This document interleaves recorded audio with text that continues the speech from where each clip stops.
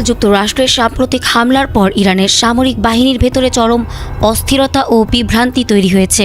ইরানের সর্বোচ্চ নেতা আয়াতুল্লাহ আল খামেনি নিহত হওয়ার পর থেকে অনেক সেনা সদস্য নিজেদের নিরাপত্তা ও কমান্ডো কাঠামো নিয়ে অনিশ্চয়তার মধ্যে পড়েছেন বলে জানিয়েছে প্রবাসভিত্তিক সংবাদ মাধ্যম ইরান ইন্টারন্যাশনাল। সংবাদ মাধ্যমটির সঙ্গে কথা বলা কয়েকজন ইরানি সেনা সদস্য জানিয়েছেন, সশস্ত্র বাহিনীর কিছু কর্মকর্তা হঠাৎ করেই ব্যারাক ছেড়ে চলে গেছেন। তারা নিজেদের অধীনে থাকা সেনাদের পাহারার দায়িত্বে রেখে কোনো ধরনের নির্দেশনা বা সহায়তা ছাড়াই ঘাঁটি ত্যাগ করেছেন। ইরানের লোরেস্তান প্রদেশের একটি সামরিক ঘাঁটিতে থাকা কয়েকজন সেনা বলেছেন, খামেনি নিহত হওয়ার পর সেনাবাহিনীর মধ্যে কমান্ডো কাঠামো নিয়ে অনিশ্চয়তা তৈরি হয়েছে। এতে নিরাপত্তা পরিস্থিতি আরও দুর্বল হয়ে পড়েছে এবং অনেক সেনা সদস্য আতঙ্কের মধ্যে দিন কাটাচ্ছেন।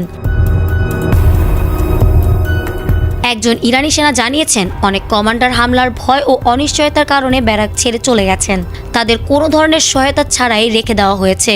ফলে দায়িত্ব পালন করতে গিয়ে সেনারা নিজেদেরই অসহায় মনে করছেন। এদিকে যুক্তরাষ্ট্র ও ইসরায়েলের হামলার আশঙ্কায় কিছু সেনা ঘাঁটির বাইরে রাত কাটাচ্ছেন বলেও জানা গেছে।